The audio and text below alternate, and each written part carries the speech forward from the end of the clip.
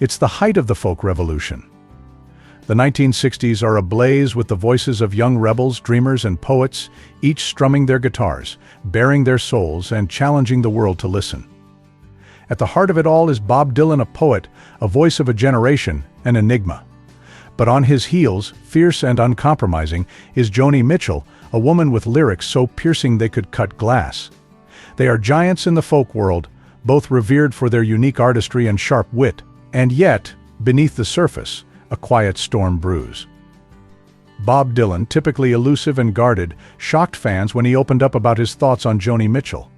In an unexpected interview, Dylan revealed not only admiration but also frustration, sparking questions about what lay behind this complex relationship. He spoke of Joni's genius, yes, but also called her hard to read, unpredictable for fans. It was a revelation, a rare moment where Dylan's thoughts peeled back the layers of a complicated friendship, if it could even be called that. To understand Dylan's remarks, one must first understand Joni Mitchell herself. Mitchell was not just another folk singer, she was an artist, a poet, a painter of emotions.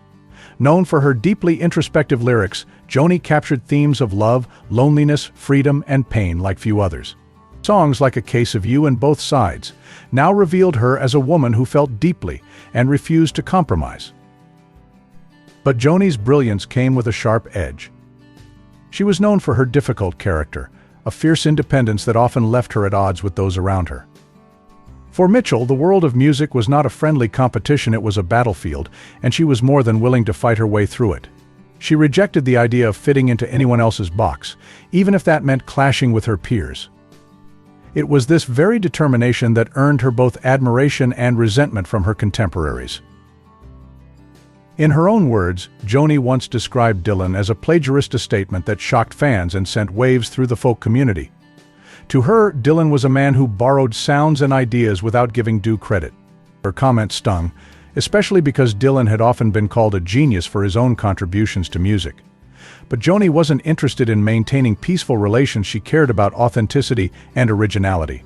For her, these were sacred, untouchable qualities, and she didn't hesitate to call out those who, in her view, fell short. Think of it, two of folk's brightest stars, both proud, both uncompromising, both fiercely protective of their art. Dylan's revelations about Joni touched on the heart of their complex relationship.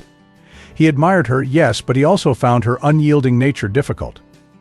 "She's hard to read," he said, hinting at a personality that could be both alluring and aloof. Joni, meanwhile, was never one to mince words about Dylan or anyone else, calling out what she perceived as inauthenticity in the industry, even if that meant burning bridges. Their dynamic was never quite friendship, but something closer to rivalry, a clash of minds and egos. Joni respected Dylan's artistry but felt he had leaned too heavily on myth and persona. Dylan, in turn, saw in Joni a kind of restlessness, a refusal to settle or to be anything other than her most raw, unapologetic self. This mixture of respect and frustration fueled a relationship that kept fans on edge, never sure if the two icons were allies or adversaries.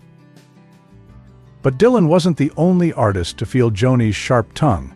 Throughout her career, Mitchell had a long list of artistic feuds and clashed with many who dared to stand in her way. One of her most famous spats was with David Crosby, a musician who once produced her album but later admitted to finding her stubborn and demanding. "She's brilliant, but my God, is she difficult," Crosby famously remarked. Their friendship was as turbulent as it was close, and despite their history, Joni often found herself at odds with Crosby over their vastly different approaches to music. Mitchell's conflicts extended beyond the folk world. She held a particular disdain for pop music's commercial nature and famously clashed with Madonna, whom she saw as a symbol of everything she disliked in the industry. When rumors spread that Madonna would play Mitchell in a film, Joni dismissed the idea, scoffing at the notion that a pop icon could understand or portray her life. For Mitchell, music was sacred, a deeply personal act of creation. To see it commercialized, even by megastars like Madonna, was an insult. And then there was Leonard Cohen, the legendary Canadian singer-songwriter with whom Joni shared a brief, intense romance. Though both artists respected each other's work, their personalities clashed. Joni's fiery passion and Cohen's introspective melancholy proved too different to reconcile. In later interviews, Mitchell would speak of Cohen with a mix of affection and bitterness, acknowledging his artistry but implying that their relationship was doomed from the start. Despite their tensions, Bob Dylan seemed to recognize something of himself in Joni. Both were artists who resisted categorization, who refused to be defined by industry expectations. Both were known for their difficult personalities, their devotion to their art, and their willingness to sacrifice popularity for authenticity. When Dylan called Joni hard to read, it wasn't just a critique, it was almost an acknowledgement of a shared struggle. They both walked a path where few could follow, a journey that demanded total commitment and, at times, total isolation. Yet, while Dylan played with myth, creating a persona that both intrigued and confused, Joni was determined to remain painfully real. She wore her heart on her sleeve, bearing her soul in songs that felt almost too raw, too vulnerable. For Dylan, who guarded his private life with care, Joni's openness was both impressive and unsettling. It was a mirror, showing him a kind of artistic bravery that he admired but couldn't emulate. As the years passed, Joni Mitchell's reputation for being difficult only grew stronger, a shadow that followed her even as her music ascended to legendary heights. She began to retreat from the public eye, withdrawing from the constant battles that fame demanded. For Joni, the decision was clear: authenticity over acceptance, solitude over superficiality. She refused to play the games that so many in the industry played, turning down interviews, shunning award shows, and often avoiding industry events. And while this resolve solidified her legacy as a fiercely original artist, it also set her apart, leaving her isolated in a world she had reshaped but never quite belonged to. The industry labeled her as temperamental, but to Joni, this was simply the price of integrity. As other artists embraced the spotlight and the demands of fame, she chose the opposite. Her songs became less accessible, more introspective, as she ventured into jazz and experimental sounds, forsaking the folk that had made her famous. The fans who had once adored her were now divided, some admiring her bravery, others longing for the Joni of the past. But she wouldn't turn back. "I had to be true to myself." Or what was the point, she would say, with a defiance that was equal parts inspiring and heartbreaking. In time, her choices left her with few close allies in the industry. Former friends and collaborators like David Crosby admired her talent but struggled to understand her, often frustrated by her uncompromising nature. Crosby once said, "Joni's brilliance is beyond question, but she could be hard as nails. She was kind but distant, a paradox wrapped in melody." While many artists balance camaraderie and competition, Joni seemed to view her journey as a solitary one, choosing isolation as a form of protection, a sanctuary from a world that could never fully understand her. Even as the accolades continued, Joni was, in many ways, a loner, misunderstood, revered, but somehow always on the outside.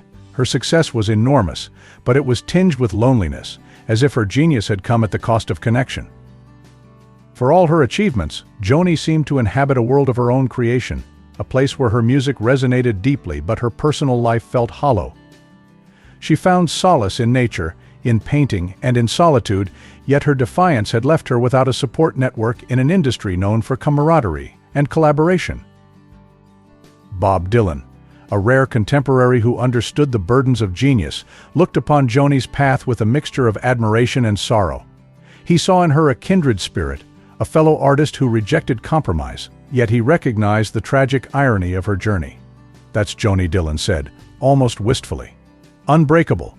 But at what cost for Dylan? Joni's loneliness wasn't just a side effect, it was the consequence of a lifetime of choices, of prioritizing art over companionship, truth over comfort. He admired her, but he could also see the heartbreak in a life that, for all its brilliance, seemed haunted by the cost of her relentless integrity. The story of Joni Mitchell is not just one of triumph, it's a tale of isolation, a reminder of the bittersweet nature of genius. Her journey was marked by moments of profound solitude, an unyielding commitment to her vision that left her both admired and alone. Today, fans revere her as one of the greatest songwriters of all time, but they also remember the sacrifices she made, the friendships strained, the connections lost, the solitude that became her companion. For Joni, it seems, there was never a choice. She was destined to walk this path, even if it meant walking it alone. Joni Mitchell's story is one of fierce triumph and relentless tension, a legacy marked by friendships that transformed into feuds and admiration constantly shadowed by resentment. She demanded respect not as a request but as a prerequisite, and rarely did she extend that respect back without scrutiny. Her standards were impossibly high, not only for herself but for everyone around her. It was a choice few understood and even fewer could match. Bob Dylan's revelation about her, his candid mix of respect and frustration, was a rare glimpse into the complex person she was. Dylan knew, as did many others, that Joni was a genius, a rare, unyielding force of nature. But she was also a force that burned bridges as quickly as she built them, a person who saw compromise as a betrayal to her soul and art. The friendships she let go were as legendary as her songs, each one a testament to the price she paid to remain true to herself. For Joni, it seemed that her legacy was destined to be both celebrated and shadowed, as lonely as it was legendary. Today, fans remember Joni Mitchell not merely for her music but for the fire she brought to every corner of her life. There was no part of the world she touched without leaving a mark. She was an artist, a provocateur, a woman who saw the truth beneath every facade and wasn't afraid to call it out. To her, the music industry wasn't a playground, it was a battlefield. She wielded her words as weapons, challenging the norms and pushing back against anything she saw as inauthentic or commercialized. But that fire, that relentless pursuit of authenticity, often came at the expense of her own peace. Joni's journey was one that few could fully understand. Her conflicts, her critiques, her clashes with peers all were pieces of a life that was as magnificent as it was isolating. She pushed boundaries, tore down conventions, and, perhaps unintentionally, isolated herself from a world that struggled to keep up with her vision. For Mitchell, there was no other way to be, no other path to take. The brilliance of her art will forever shine, but so too will the memory of a woman who never stopped challenging everyone, including herself, to live without compromise.